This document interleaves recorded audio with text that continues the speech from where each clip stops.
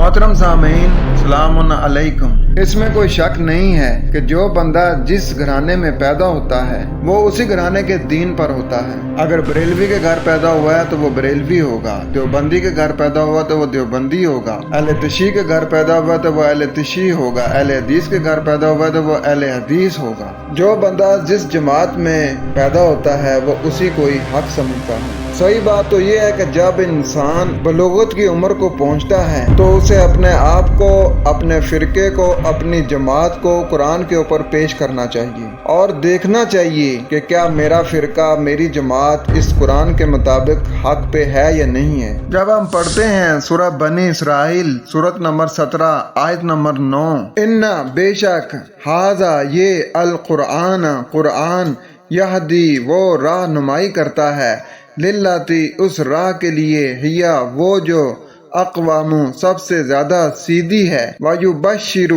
اور وہ خوشخبری دیتا ہے، المؤمنین ایمان والوں کو، الذین وہ جو، یعملون عمل کرتے ہیں، الصالحات نیک، انا بے شک، لہم ان کے لیے، اجرن اجر ہے، کبیرن بہت بڑا۔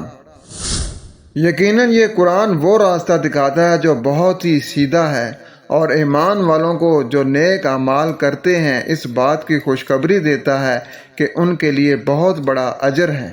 قرآن اللہ تعالیٰ کی طرف سے انسانوں کے لیے نازل کردہ ایک مکمل ضابطہ حیات ہے۔ اللہ ہمارا کریٹر ہے اور وہ ہمارے لیے بہتر جانتا ہے کہ ہماری ضروریات زندگی کیا ہیں، لہذا انسانوں کو اللہ تعالیٰ کی طرف سے نازل کردہ جو ڈائریکشن ہے ان کے مطابق اپنی زندگی گزارنی چاہیے۔ اللہ ہمیں عمل کرنے کی توفیق عطا فرمائے۔ وما علینا الا البلاغ المبین۔